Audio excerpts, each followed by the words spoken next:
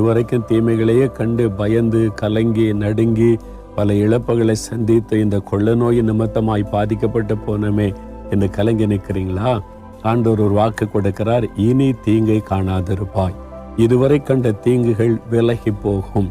காரணம், கர்த்தர் உங்கள் நடுவில் இருக்கிறார், உங்களோடு கூட இருக்கிறார், உங்க வீட்டில் இருக்கிறார், நீங்க போகிற இடெல்லாம் கூட இருக்கிறார். இந்த மாதம் முழுவதிலும் வாழ்நாள் முழுவதிலும் அவர் கூட இருப்பார். அவர் கூட இருக்கிறதுனால தீங்குகள் வருவதை போல வந்தாலும் அது கடந்து போய்விடும். ஆபத்து கடந்து போய்விடும். விக்கிடங்கள் கடந்து போய்விடும். அதனால பயப்படாதுங்க. இனி தீங்கை காணாதபடி நன்மைகளை காணும்படி கர்த்தர் உங்களை ஆசீர்வதிப்பார். விசுவாசிக்கிறீங்களா? அந்த விசுவாசத்தோடு ஒரு ஜெபம் செய்யலாமா? அதே மாதிரி நமக்காய் மாத்திரமல்ல, இந்த டாக்டர்ஸ்களுக்காகவும் நம்ம ஸ்தோத்திரத்தை ஜெபிக்கணும். சரியா? தகப்பனே, எங்களுக்கு கொடுத்த வாக்கு தத்தத்திற்காய் ஸ்தோத்திரம். கடந்த மாதமெல்லாம் எங்களை அற்புதமாய் பாதுகாத்து நடத்தின தேவனுக்கு நன்றி.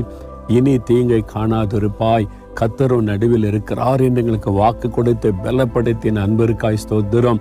இனி தீங்கை காண்பதில்லை, நாங்கள் நன்மைகளை காண்போம் என்று விசுவாசிக்கிறோம், அதை எதிர்பார்க்கிறோம். ஆண்டவரே, எல்லா டாக்டர்ஸுக்காக மருத்துவர்களுக்காக ஜெபிக்கிறோம். எங்களுடைய உலக மக்களுக்கு நீர் அவளை ஒரு ஆசீர்வாதமாய் தந்திருக்கிறேன்.